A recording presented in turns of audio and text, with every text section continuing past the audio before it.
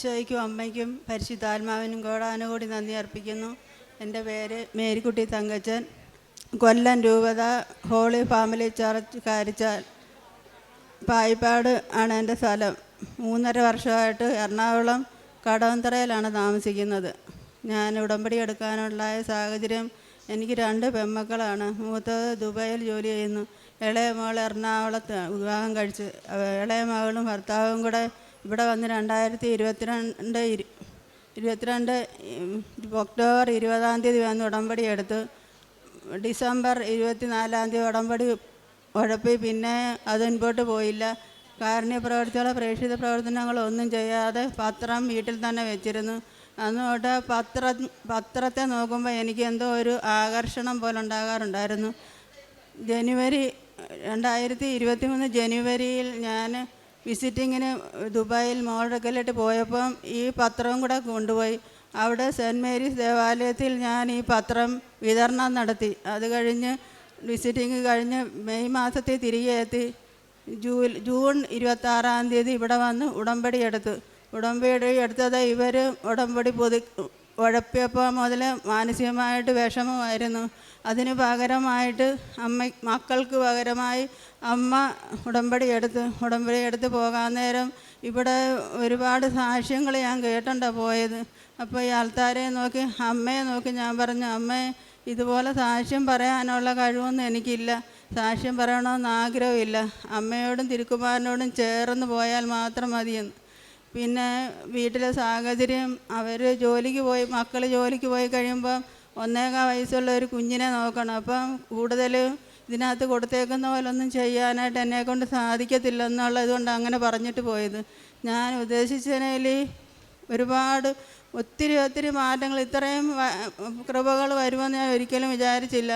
6 നിയോഗങ്ങൾ ഒന്നാമത് കൊടുത്തത് എന്നെ ഈശോയിലും അമ്മയിലേക്കും കൂടുതൽ അടുപ്പിക്കണം, നിത്യതയും ദൈവസ്നേഹത്തിലേക്ക് എന്നെ നയിക്കണമേ എന്നാണ്. എനിക്ക് ഒരുപാട് ആവശ്യങ്ങളുണ്ട്, അതൊന്നുമല്ല ഞാൻ എഴുതിയത്.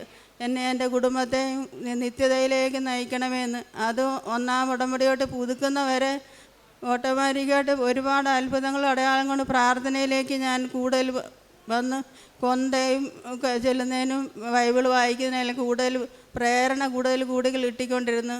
ആത്മീയതയിലേക്ക് എന്നെ നയിക്കുമായിരുന്നു. ആരെങ്കിലും സംസാരിക്കുമ്പോൾ അവരോട് വചനത്തിലേക്ക് സംസാരിക്കാൻ തുടങ്ങി. അങ്ങനെ 1-ാമത്തെ നിയോഗം അതായി. 2-ാമതായിട്ട് എനിക്ക് 35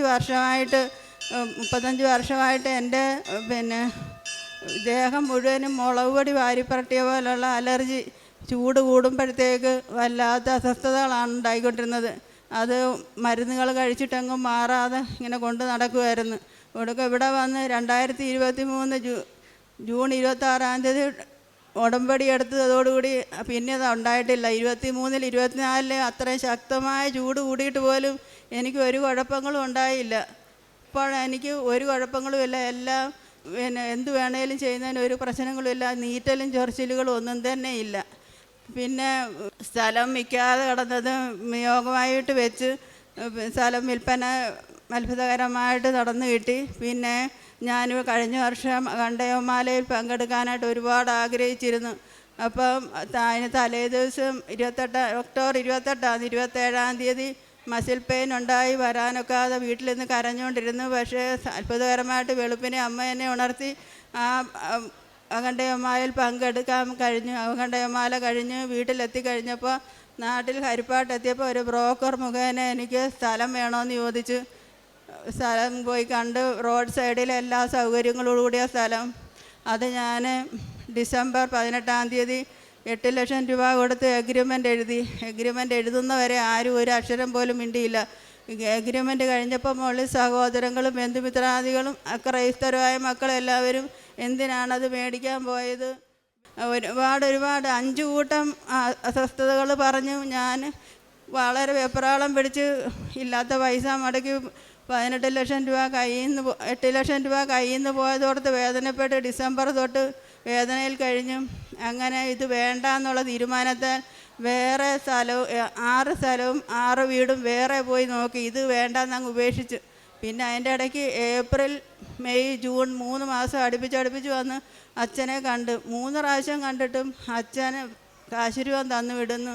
ഒരക്ഷരം പോലെ നീ അത് വേണ്ടാന്ന് വെക്കുമെന്ന് വിചാരിച്ചിട്ടും അച്ഛനൊന്നും മിണ്ടുന്നില്ല.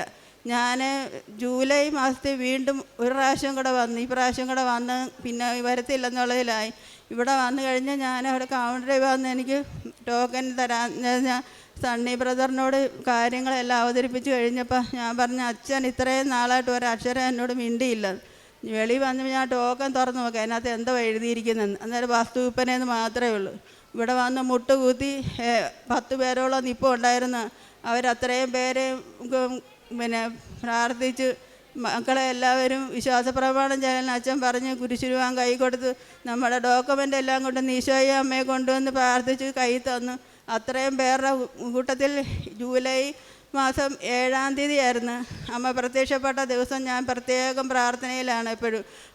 എന്നെ മാത്രം നോക്കി അച്ഛൻ പറഞ്ഞു, ഇന്നേക്ക് 18-ാമത്തെ ദിവസം നിങ്ങളുടെ കാര്യത്തിന് തീരുമാനമാകുന്നു. ഞാൻ പോയിരുന്നു വിരലയിൽ എണ്ണി നോക്കിയാൽ 18 ദിവസം എന്നുള്ള ജൂലൈ 27-ാം തീയതി തന്നെ 24-ാം തീയതി തന്നെ എൻ്റെ ആ സ്ഥലത്തിന് ആധാരം എഴുത്ത് നടന്നു. ഈശോയ്ക്കും അമ്മയ്ക്കും കോടാനുകോടി നന്ദി അർപ്പിക്കുന്നു. അമ്മ മാതാവ് അഖണ്ഡ ജപമാലയിലൂടെ എനിക്ക് കാണിച്ചു തന്ന സ്ഥലമായിരുന്നത്. എല്ലാവിധ സൗകര്യങ്ങളും അടുത്തുള്ള ബസ് സ്റ്റാൻഡ് തൊട്ട് എല്ലാ ബാങ്കുകളും എല്ലാം ഉള്ള സ്ഥലമായിരുന്നു അത് ആധാരം എഴുത്ത് ജൂലൈ 24-ാം തീയതി തന്നെ നടന്നു. പിന്നെ എനിക്ക് അടുത്ത നിയോഗം പറയാനുള്ളത്, വർഷങ്ങളായിട്ട് ഉള്ള അസുഖമാണ്. എല്ലാവർക്കും സ്വാഭാവികമായിട്ട് ഉണ്ടാകുന്നതാണ്.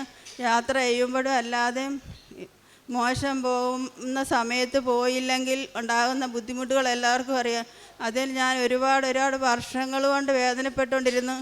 ഈ ആധാരം എഴുതുന്നതിൻ്റെ തലേദിവസം 23-ാം തീയതി 3 രോഗികളെ പോയി കാണാൻ പോയി. 3-ാമതെടുത്ത് പോയിട്ട് ബസ് സ്റ്റോപ്പിൽ വന്ന് നിൽക്കുമ്പം എനിക്ക് പെട്ടെന്ന് പണ്ട് നേരത്തെ ഉണ്ടാകുന്ന അതേ രീതിയിൽ തന്നെ ഉണ്ടായി. ഞാനവിടെ നിന്ന് അമ്മയെ വിളിച്ച് കരഞ്ഞ്, എത്ര വർഷം കൊണ്ട് ഞാനിത് അനുഭവിക്കുന്നു, അമ്മേ ഈ അസുഖം എനിക്കൊന്ന് മാറ്റി തരണേ.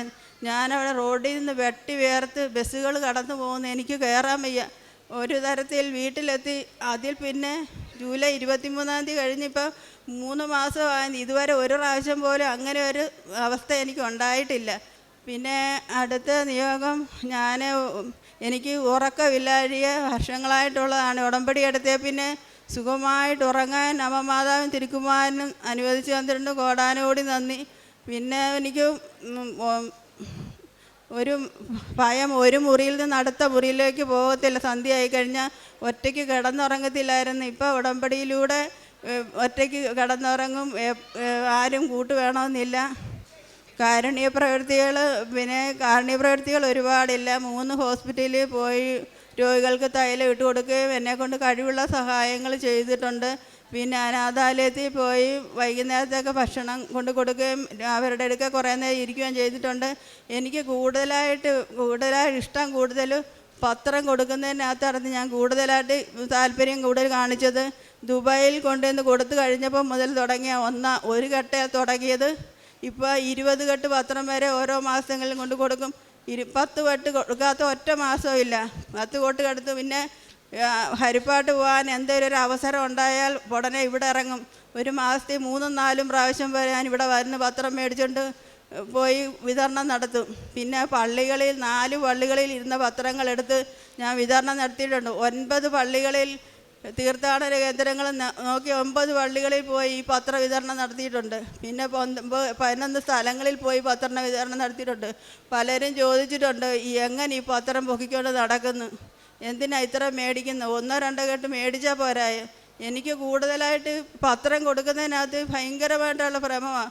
പള്ളിയിലൊക്കെ പത്രം ഇരിക്കുന്ന കാണുമ്പോൾ എന്തെന്നില്ലാത്ത നെഞ്ചുവേദന പോലെ വരും.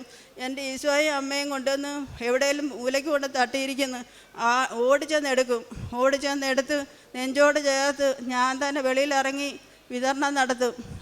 ഈ ചൊവ്വാഴ്ച ഇവിടെ സാക്ഷ്യം പറയാൻ വന്നു കഴിഞ്ഞപ്പോൾ എൻ്റെ മനസ്സിൽ പെട്ടെന്ന് തോന്നി, ഈ മാസത്തെ പത്രം കാരുണ്യ പ്രവൃത്തിയും ചെയ്തിട്ട് മതി.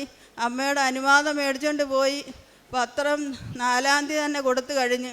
5-ാം തീയതി ഇന്നലെ ഞാൻ പോകുന്ന പള്ളിയിൽ ചെന്നപ്പം ഈ ഒക്ടോബറിലെ പത്രം അവിടെ നേർച്ചപ്പെട്ടിയുടെ പുറത്ത് കൊണ്ടുവച്ചേക്കുന്നു. പെട്ടെന്ന് കുർബാന ശ്രദ്ധിക്കാതെ ഞാൻ വേഗം പോയി അത് എടുത്ത് കൊണ്ടുവന്ന് നെഞ്ചത്ത് അടുക്കി പിടിച്ചുകൊണ്ട് നിന്ന് കുർബാന കഴിഞ്ഞ് അച്ഛൻ ആശീർവാദം പറയുന്നതിന് മുമ്പേ വെളിയിലിറങ്ങിപ്പോയി നിന്ന് പത്രം. അന്നേരം പെണ്ണുങ്ങൾ പറഞ്ഞു അവിടെ വെച്ചാൽ പോരാ. ഞാൻ പറഞ്ഞു പറ്റത്തില്ല. അങ്ങനെ ആ വിതരണവും നടത്തി ക്യാൻസർ വാർഡിൽ പോയി രോഗികളെ പോയി കണ്ടിട്ടതിന് ശേഷമാണ് ഇന്നിവിടെ വന്നത്. ഇത്രത്തോളം ഉപകാരങ്ങൾ ചെയ്ത അമ്മയ്ക്ക് കോടാനുകോടി നന്ദി. പിന്നെ വചനങ്ങൾ 40ഓളം വചനങ്ങൾ പറയാനുള്ള കൃപ വന്ന് വചനത്തിൽ സംസാരിക്കും. അമ്മയുടെ ദർശനത്തിൽ കാണാറുണ്ട്. അമ്മയോട് ഞാൻ പരാതി പറഞ്ഞിട്ടുണ്ട് എനിക്കൊന്ന് കാണണമെന്ന്. അങ്ങനെ ഈ രൂപം തന്നെ ദർശനത്തിൽ 2:30 പ്രത്യക്ഷീകരണ പ്രാർത്ഥനയോടുകൂടി സാധിച്ചു. 15-20 കൊന്തയിൽ കൂടുതൽ ചില 4ാമത്തെ പുതുക്കലോടുകൂടി സാധിച്ചു. ഇപ്പം കൊന്ത എല്ലാനുള്ള പ്രേരണ ഏത് സമയത്തും കൊന്ത എലിയൊക്കെ എപ്പോഴെങ്കിലും ഒരു വിടവ് കിട്ടിയാൽ ഓടിച്ചെന്ന് കൊന്ത എടുക്കും. കൊന്ത കൊണ്ട് നടക്കുന്നതിനും ഒരുപാട് പേര് പുച്ഛിക്കുകയും കളിയാക്കുകയും ചെയ്യാറുണ്ട്. ഞാനതൊന്നും വകവയ്ക്കാറില്ല. അങ്ങനെ അമ്മ മാതാവ് ഒരുപാട് അനുഗ്രഹങ്ങൾ വാരിക്കോരി തന്നിരിക്കുന്നു. അമ്മയ്ക്കും തിരുക്കുമാരനും കോടാനുകോടി നന്ദി അർപ്പിക്കുന്നു. കൊറിന്തോസുകാർക്ക് എഴുതിയ ലേഖനം 1 ലേഖനം 2:15 തിരുവചനങ്ങൾ അരുളി ചെയ്യുന്നു, ഞങ്ങളാകട്ടെ ക്രിസ്തുവിൻ്റെ മനസ്സറിയുന്നു. ക്രിസ്തുവിൻ്റെ മനസ്സറിഞ്ഞ് എങ്ങനെയാണ് ഉടമ്പടി ജീവിതം നയിക്കുമ്പോൾ ഈ മകൾ പറഞ്ഞ ഒരു കാര്യമുണ്ട്. തനിക്ക് കിട്ടിയ ഒത്തിരിയേറെ കൃപകൾ ഇവിടെ പറയുന്നുണ്ട്. രോഗസൗഖ്യമൊക്കെ ആയിട്ട് എനിക്ക് കൃപാസന പത്രം അലസമായിട്ട് കിടക്കുന്നത് കാണുമ്പോൾ നെഞ്ചുവേദനയാണെന്ന്. അമ്മയെയും ഈശോയുടെയും പത്രം അത് അലസമായിട്ടിട്ടിരിക്കുന്നു. ഈ ഒരു നെഞ്ചുവേദന, അതായത് അത് കൃപാസന പത്രം എവിടെയെങ്കിലും ആരെങ്കിലും അലക്ഷ്യമായിട്ട് ഇടുകയോ അതങ്ങനെ കാണുകയോ ഒക്കെ ചെയ്യുമ്പോൾ ഉടമ്പടിയെടുത്ത ഒരു മകൾക്ക് അല്ലെങ്കിൽ ഒരു മകന് അത് ഉണ്ടാകണമെങ്കിൽ അതാണ് തിരുവചനം പറയുക, ഞങ്ങളാകട്ടെ ക്രിസ്തുവിൻ്റെ മനസ്സറിയുന്നു. ക്രിസ്തുവിൻ്റെ മനസ്സറിഞ്ഞവർക്ക് ഒരിക്കലും ക്രിസ്തുവിനെ തള്ളിപ്പറയാൻ പറ്റില്ല. അത് നമുക്ക് വേണ്ടി കുരിശുവരെ രക്തം ചിന്തി അനുസരണമുള്ളവനായി തീർന്ന് നമുക്ക് വേണ്ടി മരിച്ച നാഥനാണ്. ആ ക്രിസ്തുവിനെ തള്ളിപ്പറയുവാൻ നമുക്ക് പറ്റില്ല. അതാണ് കൃപാസന പത്രം. കൃപാസന പത്രം മുഴുവൻ ദൈവവചനമാണ്. നമുക്ക് ഓരോ ദൈവ അനുഭവങ്ങളും ഈശോ നമുക്ക് വേണ്ടി ചെയ്യുന്ന കാര്യങ്ങൾ മാത്രമാണ് അതിലുള്ളത്. അങ്ങനെ തൻ്റെ 35 വർഷമായിട്ട് താൻ അനുഭവിച്ചു കൊണ്ടിരുന്ന വളരെയേറെ മരുന്നുകൾ കഴിച്ചു, ഡോക്ടേഴ്സിനെയൊക്കെ ഒത്തിരി കണ്ടു. എന്നാൽ യാതൊരു പ്രതിവിധിയും ഇല്ലാതിരുന്ന തൻ്റെ അലർജി, ആ ഒരു അലർജി രോഗം അത് എങ്ങനെയാണ് ഉടമ്പടി നേർച്ച വസ്തുക്കളിലൂടെ മാറുന്നതെന്ന് ഈ മകൾ പറഞ്ഞു. വളരെ വ്യക്തമായിട്ട് തന്നെയാണ് പറയുക. തനിക്ക് വസ്ത്രങ്ങൾ ഇടാൻ പോലും പറ്റാത്ത ഒരവസ്ഥയിൽ നിന്ന് ഉടമ്പടി എടുത്തതിന് ശേഷം തനിക്ക് അതിനൊന്നും അങ്ങനെയുള്ള ഒരു കാര്യവും ഉണ്ടായിട്ടില്ല. അതുപോലെ വീണ്ടും ഓരോ കാര്യങ്ങൾ ഇവിടെ പറയുന്നുണ്ട്. താൻ മറ്റുള്ളവർ കുറ്റപ്പെടുത്തുമ്പോഴും എല്ലാം അമ്മ മാതാവിനെ ഫരമേൽപ്പിക്കുന്നു. ബഹുമാനപ്പെട്ട VP ജോസഫ് അച്ഛനെ വന്ന് കാണുന്നു. അച്ഛൻ ഈ മകളോട് പറഞ്ഞ ഡേറ്റിൽ തന്നെ കാര്യങ്ങളൊക്കെ നടക്കുന്നു. ഇതൊക്കെ ഒരു നിലപാടാണ്. ഈശോയുടെ സ്നേഹത്തോട് ചേർന്ന് നാം നിൽക്കുമ്പോൾ ഈശോ നമുക്ക് വേണ്ടി ചെയ്യുന്ന കുറേയേറെ കാര്യങ്ങളുണ്ട്. അത് നമുക്ക് മാത്രം മനസ്സിലാകുന്ന കാര്യങ്ങൾ ചിലപ്പോൾ മറ്റുള്ളവരെ പുച്ഛിച്ചെന്ന് വരും. അവർക്കിതൊന്നും മനസ്സിലാക്കാൻ സാധിച്ചില്ലെന്ന് വരും. എന്നാൽ കർത്താവിനോട് ചേർന്ന് നിൽക്കുന്ന ഒരാൾക്ക് കർത്താവിൻ്റെ മനസ്സറിയാൻ കഴിയൂ. ഇന്ന് ഈ മകൾ ഇവിടെ നിന്ന് സാക്ഷ്യം പറയുമ്പോൾ തൻ്റെ മകനെടുത്ത ഉടമ്പടിക്ക് പരിഹാരമായി, മകൻ ഉഴപ്പിയ ഉടമ്പടിക്ക് പരിഹാരമായി എന്നോണം ഇവിടെ വന്ന് ഉടമ്പടി എടുത്തതാണ്. എന്നാൽ ഇന്ന് ക്രിസ്തുവിനെ കൊണ്ട് നിറഞ്ഞ പരിശുദ്ധ അമ്മ തൻ്റെ കൈപിടിച്ച് നടക്കുന്ന അനുഭവമാണ് ഈ മകൾക്കുണ്ടായിട്ടുള്ളത്.